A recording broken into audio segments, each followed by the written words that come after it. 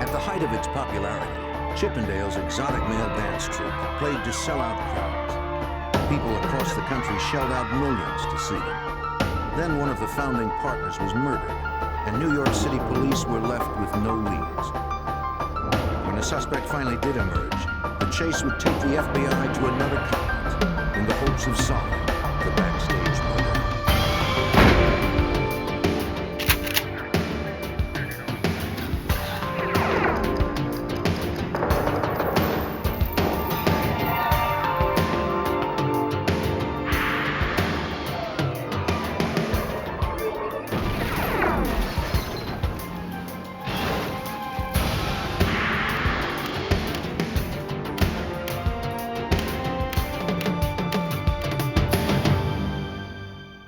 In the 1980s, two partners created a nightclub that would bring them wealth and international fame. The male strip club phenomenon promised female patrons fun and excitement, but the bright lights hid a dark side. I'm Jim Kallstrom, former head of the FBI's New York office. The FBI would launch a sting operation spanning 2 continents to bring down a man who killed for profit.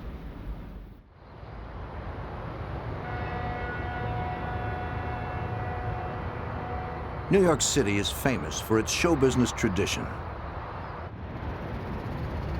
Within a 4-block radius of Times Square, hundreds of offices are rented by producers looking for their next hit. One such place was on the 15th floor of a building on West 40th Street. In 1987, it was home to Unicorn Productions. Nick DeNoia was its founder and president. Curiously, the 5-time Emmy Award-winning children's television producer became best known as the producer and vice president of Chippendales, the exotic male dancers. On April 7th, 1987, he was gunned down. Nick. A colleague heard the shot.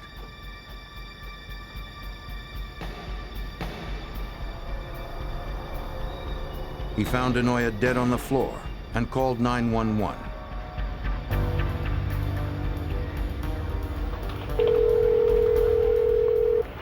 May I help you? Oh, yes.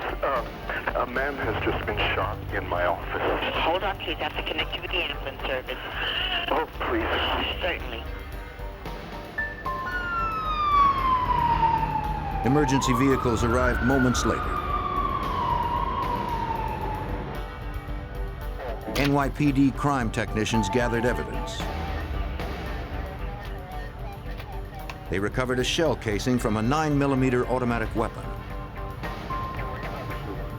DeNoia's colleague told homicide detective Michael Geddes that a strange man had entered the office just prior to the shooting. He said maybe about a half hour ago, or 45 minutes ago, somebody came into the office and said to him, "Are you Nick?" And he said, "No, Nick is in the other office, and he's busy right now." Without looking up from his work, the associate pointed the man to DeNoia's office. He never saw the stranger's face. The witness told detectives that moments later, he noticed the same man in the bathroom. While he was in the bathroom, he heard this guy leaving the bathroom, and a couple of seconds later, he heard the door to his office open up. And then he heard a gunshot. The last sound the witness heard was the exit door to the stairwell swing open, then close. Detective Geddes traced the killer's path, hoping to find something along the way that would point to his identity. I took down the route that I thought that the shooter might have taken to see if there was any evidence or anything. And I ran down the 15 floors, I believe it was. And when I got down to the end, there was 2 exits. One would lead to the lobby area, one would lead to the freight elevator area. So I exited out of the freight elevator area, then came back in and exited out of the lobby area just to get a feel for the scene. On the ground floor, detectives investigated the freight area. They dusted for prints, but were unable to lift any that were usable. The freight elevator operator had seen a man run through the door and out to the street. He recalled that the suspect wore jeans and had dark hair. He also gave us the exit of how the fella came out of the building as he exited the building on 40th Street, and when he came out, he made a left towards 8th Avenue. Upstairs, 2 city detectives arrived with Nick DeNoya's brother Val from New Jersey to identify the body. The men had been close. Val was devastated by the sight of his murdered brother. Afterwards, Val DeNoya came to the precinct to help investigators in any way he could. Nick's brother wanted the case solved as soon as possible. Detective Geddes hoped Val knew something that could provide a solid lead.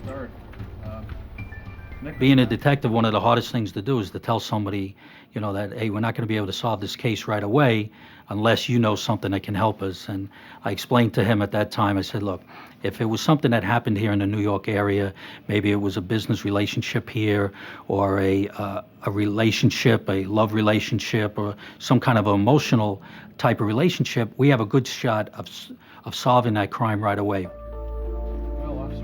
For Val DeNoya, one name came to mind, his brother's business partner, Steve Banerjee.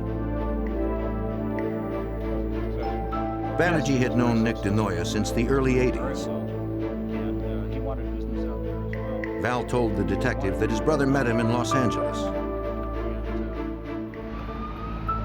Nick DeNoya had traveled to LA hoping to build upon the success he enjoyed in New York. The 5-time Emmy Award-winning producer fielded many offers, but one man in particular was relentless in his pursuit. Steve Banerjee, the East Indian immigrant and entrepreneur who had dreamt up Chippendale's male exotic dance revue, wanted DeNoya to fashion a more refined act.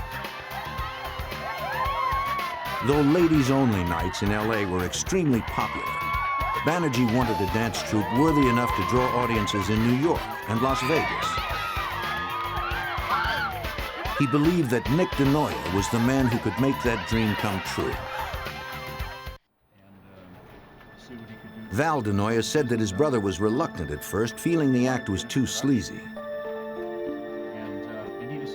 When Banerjee promised him all touring rights and 50% of its proceeds, DeNoya accepted the offer.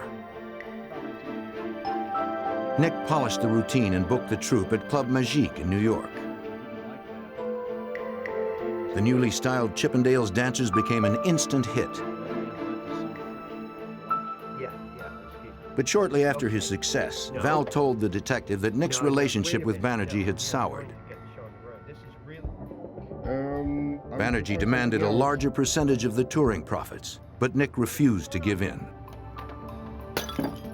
They were always constantly arguing, and they were arguing about different ends of the business, and, you know, it's just like regular business partners, you know, but they were having trouble. And DeNoya was starting to take his troupe out, and he was going to form a new business. He was doing very well.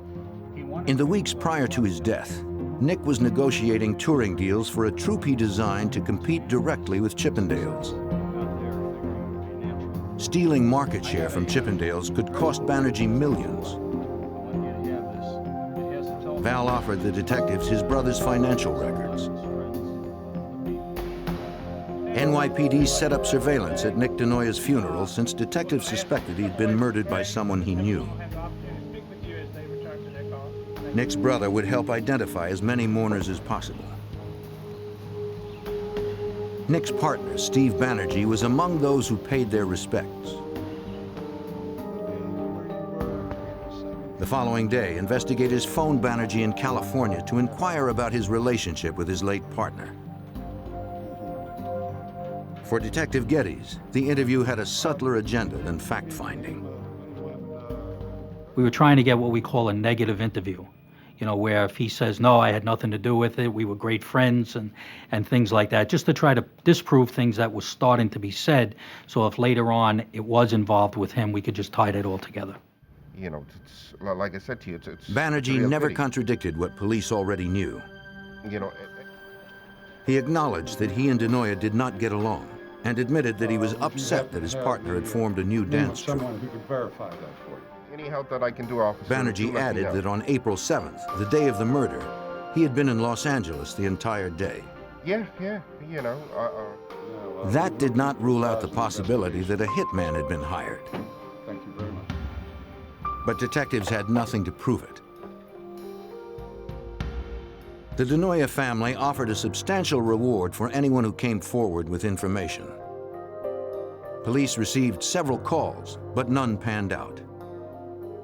We always felt this fellow, Steve Banerjee, had something to do with it, but nobody could really give us any concrete evidence or even steer us in the direction of where we could tie anybody into what happened. Lacking any other leads, the freight elevator operator from Denoya's building provided his description of the man he saw run from the stairwell. Though he had seen him only briefly, police hoped it would be enough to prompt someone else's memory. Pretty much. Police canvassed the lobby of Denoya's office building well into the evening. They asked everyone who worked there if they recognized the sketch. None did. The killer had apparently vanished in the middle of a workday amongst millions of New York City commuters. Well, basically the investigation just, it kind of hit a brick wall. And we really weren't going anywhere with it. We had a sketch that was out there. There was a reward that was out there. There was we even put it on television, trying to get some assistance, figuring if the person that did this was from another state, that somebody would give us the information. But we constantly hit that brick wall, and it wasn't going anywhere. No new leads surfaced. To New York City police, it looked as if the killer had gotten away with murder.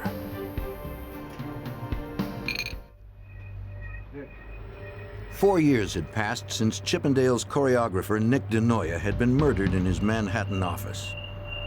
The case remained unsolved. Then, in July 1991, over 2,500 miles away, Special Agent Dan West at the FBI's Las Vegas field office received a call.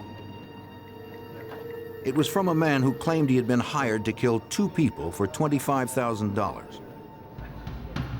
I immediately wasn't sure whether or not he was just a prank call. It's not unusual for the FBI, especially in Las Vegas on a weekend, to receive prank calls, a lot of alcohol flowing. So I asked him to give me specific details of the alleged planned murder. The caller said that a man named Ray Cologne had hired him to kill two managers of a male exotic dance troupe touring England. They were competitors of the Chippendales dancers. The source said he did not know why Cologne wanted the men dead, but for some reason the would-be hitman had decided not to go through with it. I'm not sure if the source backed out because of Good Samaritan reasons or because he chickened out. He flew to England and then flew back to the United States almost immediately. I think he flew into Los Angeles and then drove to Las Vegas, basically to hide out. The agent told the source to meet him at the office at 5 o'clock the next morning. He needed to somehow confirm the caller's story.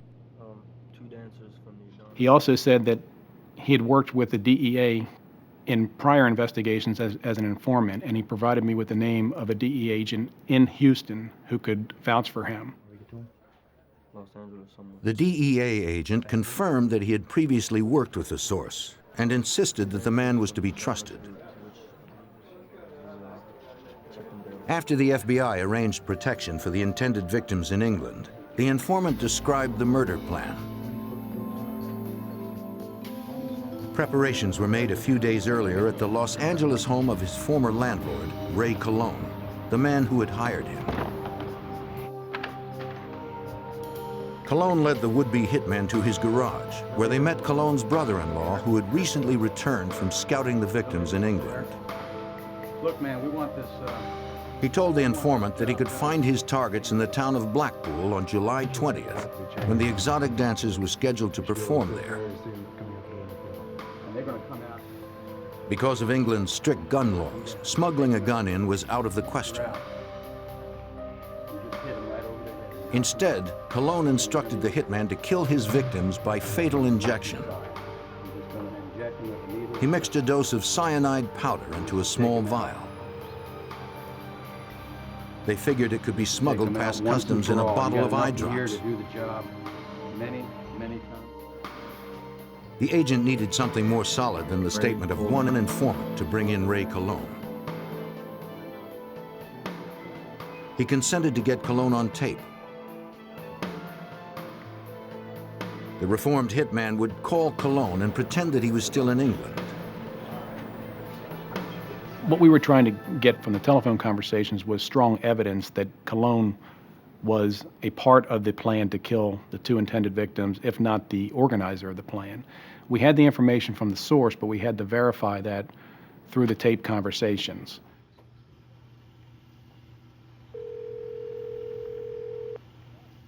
Hello? Ray! Yeah. Barry, buddy!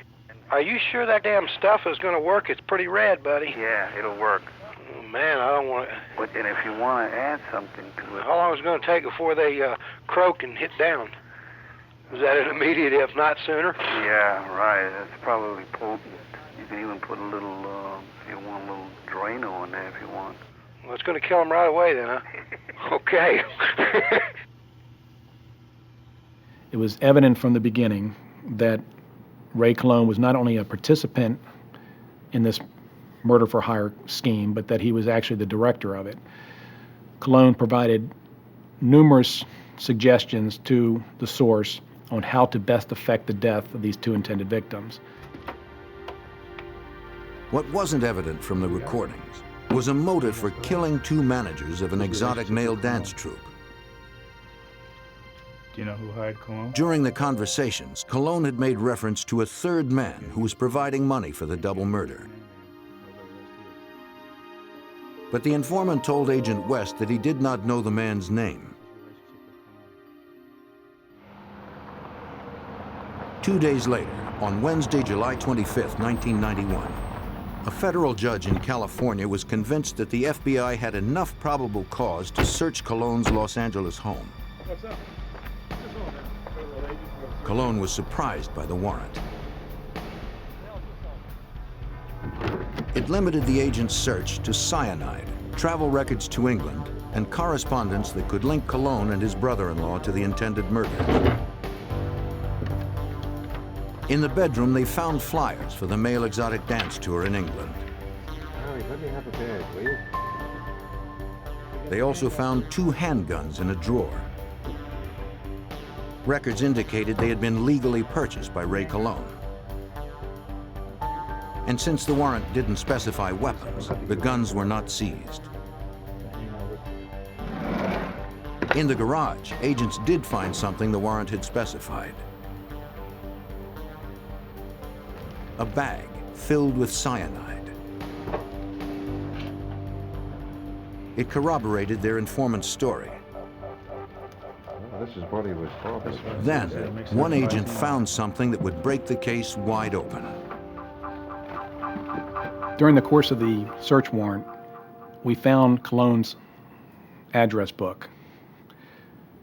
Special Agent Andy Stefanik from the Los Angeles office was going through that book, and he noticed the name of Steve Banerjee. Agent West also discovered that Steve Banerjee, the well-known Los Angeles owner of Chippendale's nightclub, had called Kallstrom recently. The toll record showed several conversations, several calls going back and forth between Banerjee and Kallstrom. In addition, that same day, we received the results of interviews from the British police on the intended victims, and both indicated that Steve Banerjee was the only person they could possibly think of who would have a motive to kill them or would even want to kill them. The 2 managers of the rival male dance troupe believed that Banerjee wanted them dead to stop them from competing with Chippendales. This was the same motive that New York authorities suspected was behind the murder of Banerjee's former business partner, Nick DeNoia.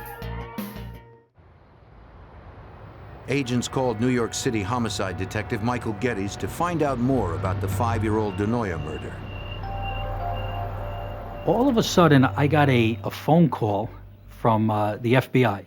I really got excited at that point because it was already maybe 5 years, 5.5 years or so. So it looked like we might have the opportunity to give the family their final piece. But neither the NYPD nor the FBI had direct evidence against Steve Banerjee. And agents were still unsure if Kallstrom would be able to assist the murder investigation. We at that time did not know whether or not Kallstrom was involved in the Nick DeNoia murder. The composite picture resembled Kallstrom, but it certainly wasn't a match. Despite their uncertainty about Kallstrom's role in DeNoia's murder, they had strong evidence against him for conspiracy to commit murder. Faced with stiff jail time, the FBI believed he would talk. Kallstrom knew that he had to take a hit. There was no question about that. He was caught red-handed in the planning of the murder of 2 individuals. So he had to accept the fact that he was going to go down for some time himself, but that it was going to be a lot less time in jail if he worked with us. On August 2nd, 1991, agents arrested Kallstrom and his brother-in-law for conspiracy to commit murder. Kallstrom's arrest would increase the pressure to tell the FBI what he knew about Steve Banerjee and the murder of Banerjee's partner, Nick DeNoia. What the FBI didn't count on was that Kallstром's arrest would make Chippendale's owner Steve Banerjee far more elusive.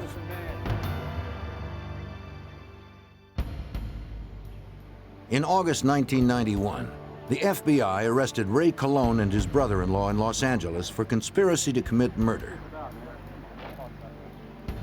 Their 2 targets, who escaped unharmed, were managers of a male exotic dance troupe touring England.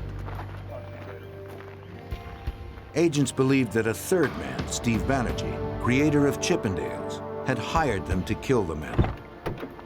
Watch your head. Special Agent Dan West needed more than a hunch to arrest Banerjee. He hoped that Ray Kallstrom would provide something more solid. He knew that, that his best chances of getting the best deal were to cooperate with the FBI. He had indicated to us that we only had a small fraction of the story. He took a sheet of paper, he said, right now you have this, and I can give you the whole page. As agents had suspected, Kallstrom admitted that Steve Banerjee was the man who had hired him to carry out the murders. He also told agents that the wealthy Chippendales club owner had ordered the murder of his partner, Nick DeNoia, in New York 5 years before. For consideration of a lighter sentence, Kallstrom signed a proffer agreeing to help the FBI gather enough evidence to arrest Banerjee. Special Agent Scott Garriola from the FBI's Los Angeles field office learned that Kallstrom's association with Banerjee had begun by chance over a decade earlier. Kallstrom had lived and managed an apartment building on the same street where Chippendale's Los Angeles club was. And by being so close in proximity, he would frequent the bar and over the course of time became close friends with Banerjee. Kallstrom explained that his friend Steve Banerjee had immigrated to the U.S. from India in the early 70s. In 1973, the future millionaire opened a gas station north of the Los Angeles airport. He used the profits to purchase a failing West Los Angeles bar, and by 1976 had turned it into the nightclub that became famous as Chippendales. By then, Kallstrom had parlayed his friendship with Banerjee into employment. The out-of-work musician was happy to perform any job that Banerjee needed done. Right off the street. One service Kallstrom provided was arson. Banerjee wanted his competitors eliminated. Kallstrom confided that Banerjee directed him to burn down nearby competition. A disco in Santa Monica was the first target in 1979. 5 years later, Kallstrom torched another club. Neither arson attempt had been successful and the clubs remained open. Banerjee didn't limit his targets to buildings. According to Kallstrom, Banerjee also ordered him to hire a hitman to kill his partner, Nick DeNoia. Kallstrom added that DeNoia had successfully sued Banerjee to prevent him from touring a second Chippendales dance troupe. The lawsuit, combined with costly merchandising overruns, forced Banerjee to file for bankruptcy. As instructed, Kallstrom hired a hitman 3 months earlier. He claimed he remembered only the man's first name, which was Louis. On the day of the murder, Kallstrom and Louis flew in from LA, rented a car, and drove into Manhattan. Kallstrom waited on the street with the engine running until Louis returned from shooting DeNoia. The following night, Kallstrom was back in Los Angeles. In Chippendale's parking lot, Banerjee paid Kallstrom $12,000 cash, the balance of the original $25,000 fee. Kallstrom's story was good, but it was only hearsay from a suspected conspirator. He might say anything to serve less jail time. Special Agent Garriola first needed to verify the facts Kallstrom had presented. At this point, all we had was somebody in prison telling us, well, it wasn't me, it was somebody else who was behind it. Your initial plan is to corroborate as much as possible what he's telling you. And that's what we did for the first couple of months. With Kallstrom's credibility secured, the FBI set out to get Banerjee and the hitman who killed his partner. Agents figured the only one Banerjee would trust enough to confess to would be his old friend Ray Kallstrom, but they needed to get Kallstrom close enough. We had Kallstrom released out of the jail where he was being housed under a proposed medical furlough because of his health problems. And we started sending communications to Banerjee via letter, messenger-delivered letters, and cryptic phone calls to try and get Banerjee to respond to him. Banerjee refused to return calls or letters. He was suspicious of Kallstrom, despite having paid him over $200,000 at various drops around the city to keep Kallstrom loyal since his arrest. The FBI came up with another plan to compel Banerjee to respond to Kallstrom. We decided to force the issue and set up a meeting on our own terms. And we had Kallstrom waiting across the street from Chippendales one morning. As agents watched, Kallstrom called to Banerjee when he emerged from the club. The Chippendales owner was curious as to why Kallstrom was standing outside his establishment. Banerjee spoke to him in whispers, suspecting he may be wired. Agents had no way of knowing what Banerjee might be planning. We took several precautions. If he hired somebody else, Kallstrom, to kill somebody, why wouldn't he hire somebody to kill Kallstrom? Hoping to strengthen Banerjee's trust, the released prisoner provided the address of a bar where the suspected murderer was to send more money. Banerjee didn't trust Kallstrom, but he couldn't afford to ignore him. He told Kallstrom to pick up his payment the next evening. Agents set up surveillance on the bar. At about 9 o'clock, agents observed Banerjee stopping in front, checking the address, and then driving away.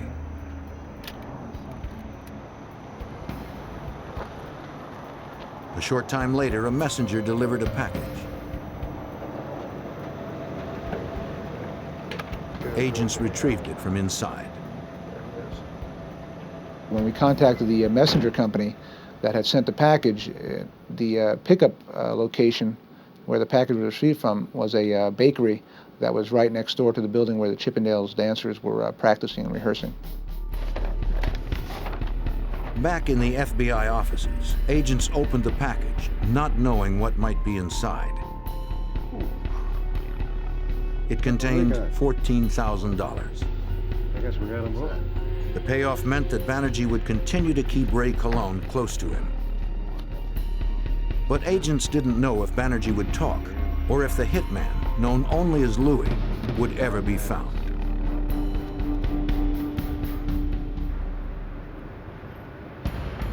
In the summer of 1992, FBI agents continued to surveil Chippendales club owner Steve Banerjee.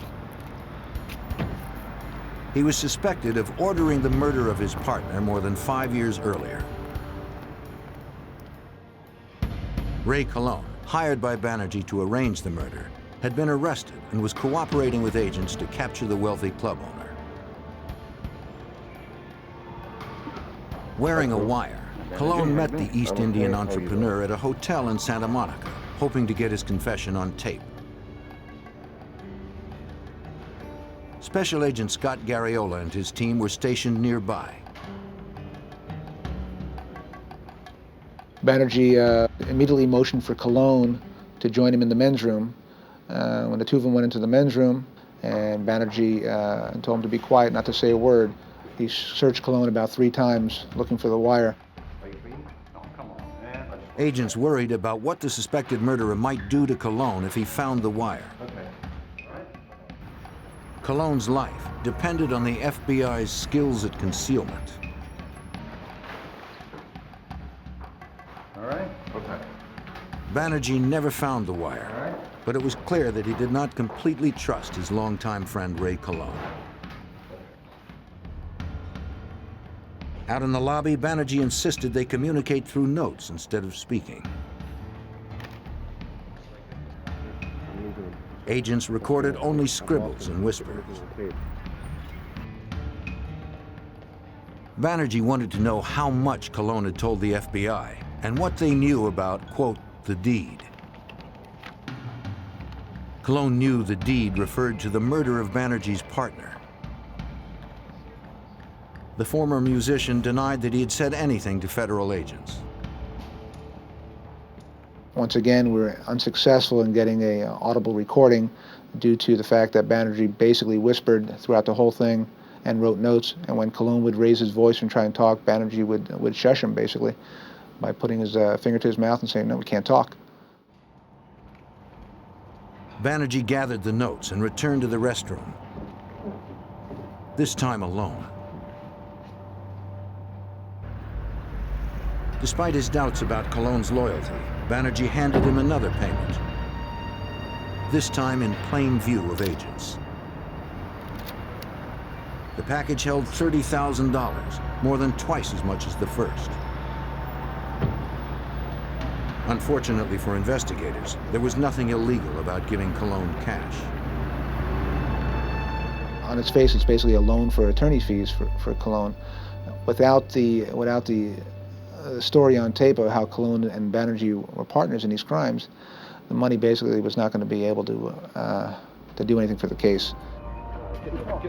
After Banerjee's Mercedes was out of sight, agents hoped to retrieve at least a portion of the notes from the meeting.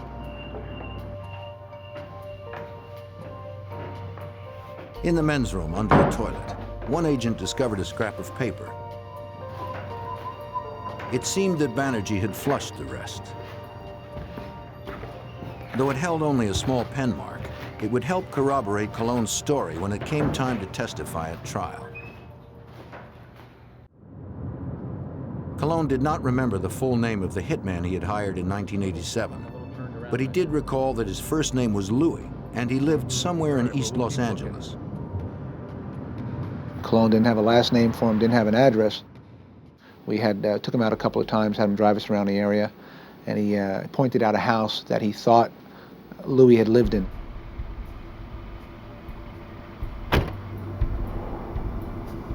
Kallstrom's memory proved correct. The woman who answered the door was Louis's mother. Since she did not know Kallstrom, she refused to tell him where her son was. Kallstrom told her that he wanted to provide work for him and handed her his card. In a few days, Kallstrom received a call. Unfortunately, what we came across was Louis's brother, Andy, and we had to establish a relationship with Andy to try and find out where Louis was. So we had Kallstrom talking to Andy about various things. He needed to hire Louis back for a job, same job he had completed a few years prior. After about a month, Andy finally told Kallstrom that he could find his brother, Roberto Rivera Lopez, in Los Angeles' county prison. Rivera, whose nickname was Louis, was serving time for possession of narcotics and would be out of jail in a few months. As a heroin junkie, he would need fast cash after his release and wanted to know more about Kallstrom's offer. Kallstrom laid the groundwork once again for this new job that he wanted Rivera to help him with.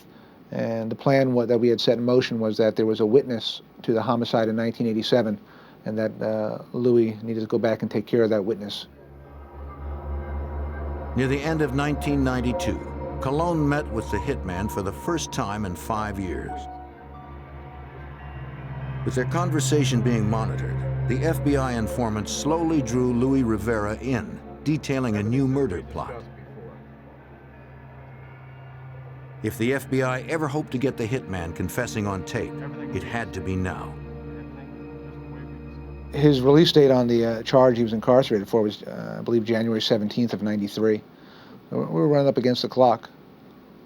And one of our concerns was that, we had laid the groundwork for Kallstrom and Rivera, that when Rivera got out, he was supposed to contact Kallstrom to go and kill this witness. Agents' worries were laid to rest. On Christmas Eve 1992, Rivera described his role in the murder of Nick DeNoia. At 3:30 p.m. on April 7th, 1987, Louis arrived on the 15th floor of DeNoia's building disguised as a messenger. The place was empty except for one man in the outer office.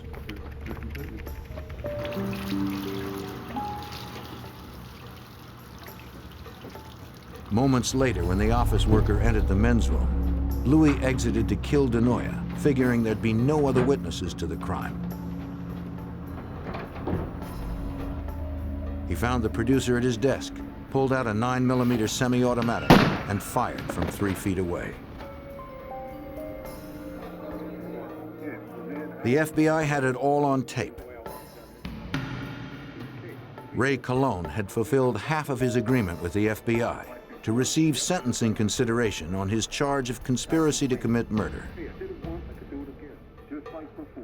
The other half hinged on his ability to secure a taped confession from the man who had ordered DeNoia's murder, his longtime friend, Steve Banerjee. So far, more than a year after his arrest, Kallstrom had been unable to do that.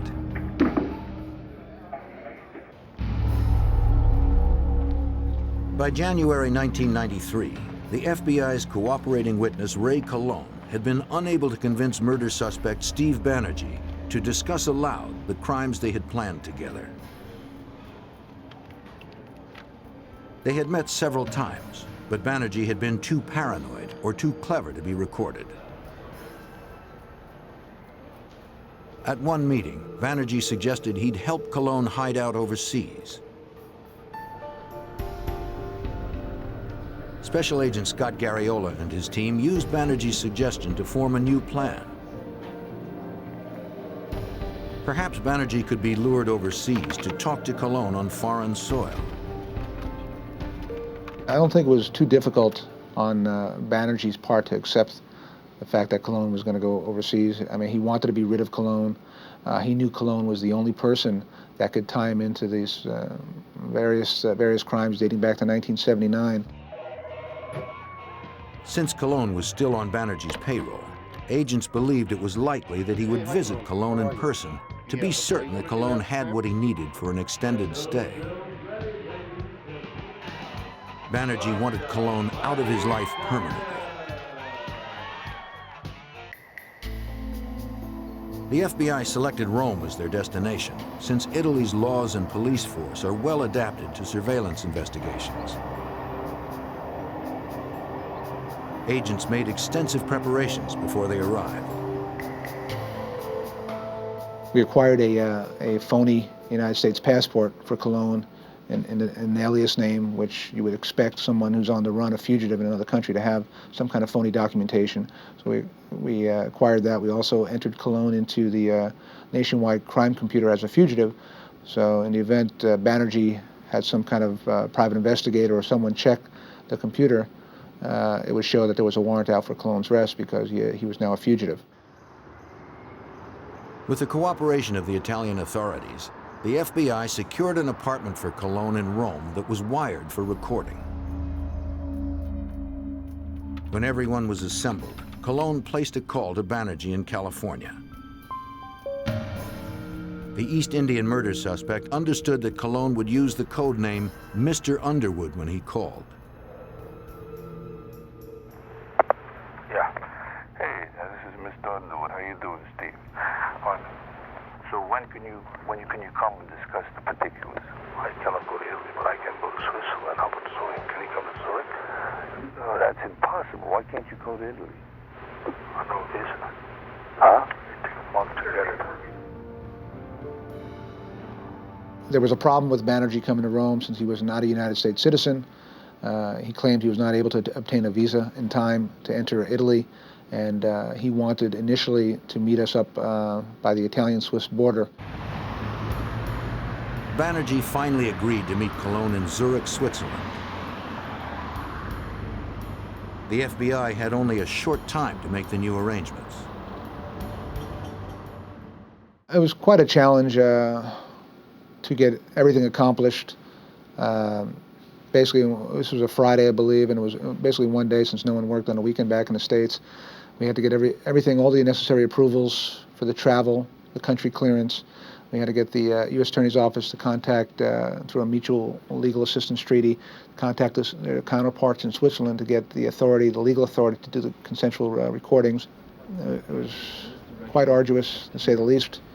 We will take Despite the brief turnaround time, the FBI and Swiss authorities would be ready. across towards the main door.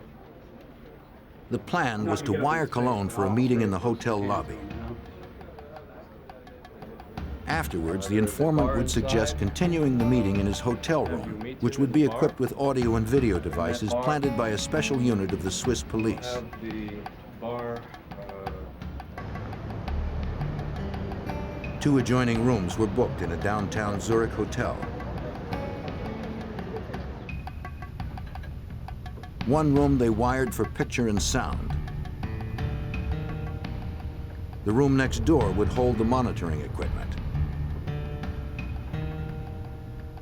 Agents hoped that this time, their efforts would finally be rewarded with Banerjee's confession on tape. From the time of his arrival at the Zurich airport, Steve Banerjee would be under constant police surveillance. The plan was for Cologne to call Banerjee and arrange a meeting in another hotel late in the afternoon.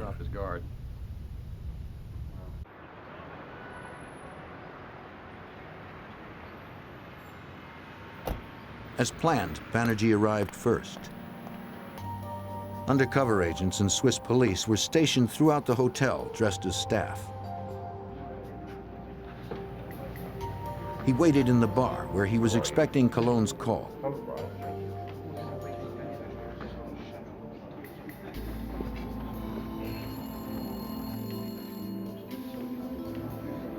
On cue, the phone rang. Cologne was on his way.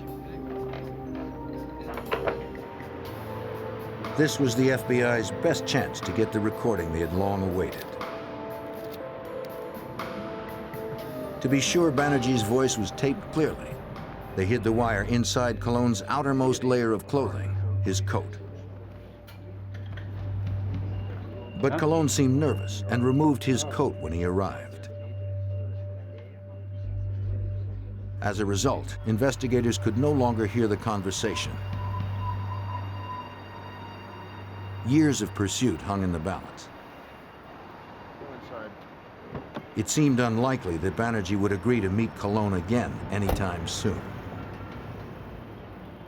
We had ourselves a major problem.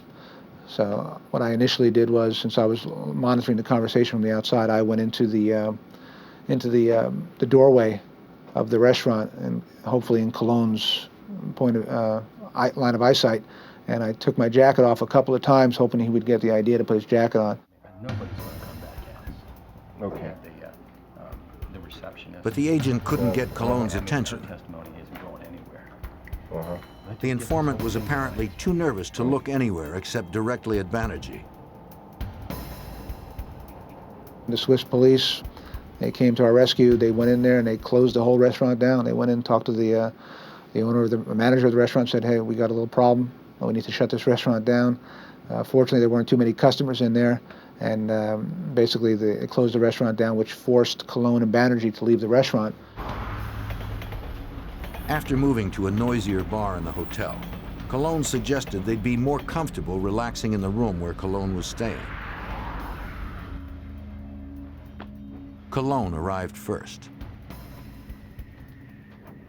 He was met by a Swiss technician who attempted to strip the wire from his jacket before Banerjee arrived. Kallstrom's device was an unnecessary risk since the room itself was wired. We didn't know what Banerjee was going to do once the two of them were in the hotel. They had gone from a public place to strictly a private place, and we were a little concerned at this point for what Banerjee may have up his sleeve. Undercover agents alerted the surveillance team that Banerjee had arrived on Kallstrom's floor. The Swiss tech retrieved the wire and stepped into the adjoining room.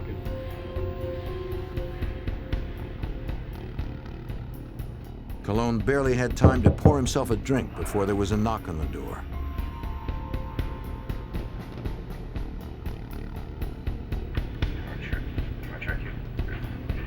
The first thing Banerjee did was check Kallstrom for wires. He found none and began to relax. Kallstrom poured him a drink. Okay. Then his old friend opened up. In broad daylight, not time and a half. Banerjee felt comfortable enough to talk about murdering his partner. He mentioned the $25,000 he paid to commission the deed. He also made comments about the men in England that he ordered killed. He even talked to Kallstrom about the arsons he had paid for back in 1979. After 5.5 years and 6,000 miles from the crime scene, the FBI's perseverance had finally paid off. At last, they had it all on tape, and Kallstrom earned himself an early parole. That was the coup de grace right there. That was it. We got exactly what we needed. We pretty much corroborated Kallstrom, down to every I, dotted I, and every T that Kallstrom had told us. On September 2nd, 1993, outside his Chippendales Club in Los Angeles, Steve Banerjee was arrested for racketeering and first-degree murder. Facing life in prison, Banerjee's defense team offered the state's attorneys terms for an agreement. Banerjee would plead guilty to the charges and forfeit his interest in Chippendales for consideration in sentencing. New York State accepted, suggesting 26 years in a maximum security facility. But to Banerjee, the punishment was too severe. On the day of his sentencing in October 1994, he was found hanged in his cell. Michael Geddes, the New York City detective who investigated Nick DeNoya's murder 6 years earlier, was glad to see the case closed. Ever since Steve Banerjee was arrested and Kallstrom confessed, what happened is I saw that Val Denoya, the brother, and his wife actually change. You could see the peace in their face. You could see the smile coming back into their life. Steve Banerjee had immigrated to the United States to fulfill his dreams of success. Blinded by his pursuit, he confused power and the accumulation of wealth with the American dream.